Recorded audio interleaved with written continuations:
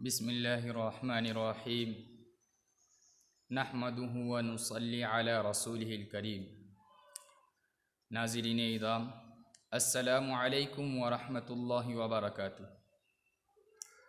رمضان المبارک کا مہینہ چل رہا ہے۔ آپ حضرات کو معلوم ہے کہ رمضان کے مہینے کے 3 عشرے ہوتے ہیں، 10 دن کے 3 عشرے ہوتے ہیں، جس میں سے پہلا عشرہ گزر چکا۔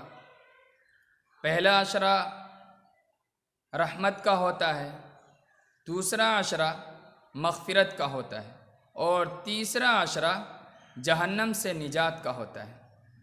اب پہلا عشرہ گزر چکا 10 دن کا، تو اس میں ہم کتنی عبادت کیے اور کیا کیا کیے، اور اللہ تبارک و تعالیٰ کے سامنے ہم نے کتنی آہوزاری کی اور کتنی عبادتوں میں ہماری زیادتی رہی، اس سے ہم بخوبی واقف ہیں۔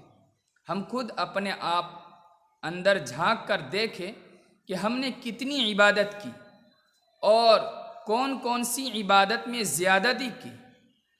تو دوسرا عشرہ چل رہا ہے، اس لیے ہم اپنے دوسرے عشرے کو اچھے سے گزاریں۔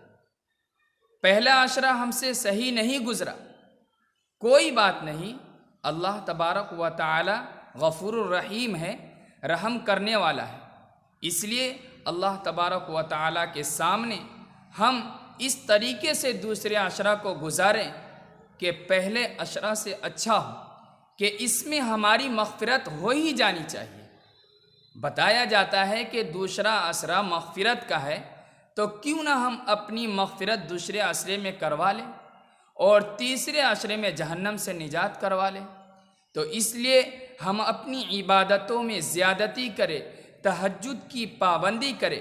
بہرحال ہم تو سحری کھانے کے لیے اٹھتے ہی ہیں، اور تہجد کا وقت جب تک سحری کا وقت ختم ہوتا ہے اس وقت تک تہجد کا وقت ہوتا ہے۔ اس سے پہلے ہم اپنی سحر سے فارغ ہو کر اور تہجد کی نماز ضرور پڑھیں۔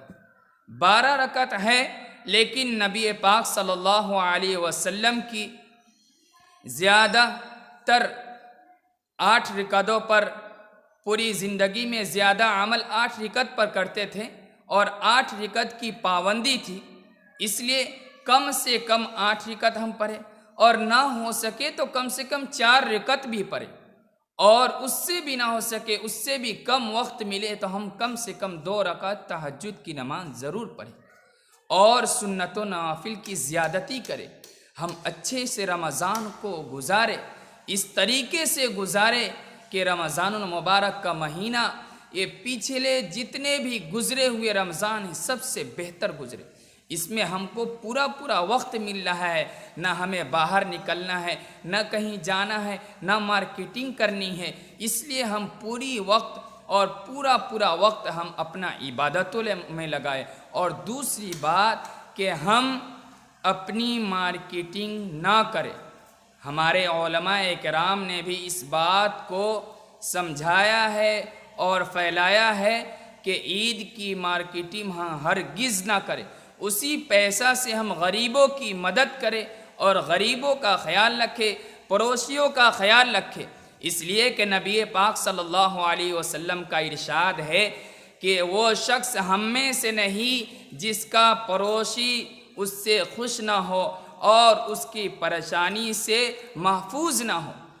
اس لیے ہم پڑوسیوں کا خیال رکھیں، پڑوسیوں کی مدد کریں۔ ہم دیکھیں کس کے گھر پر افطار نہیں ہے، کس کے گھر پر سحر نہیں ہے۔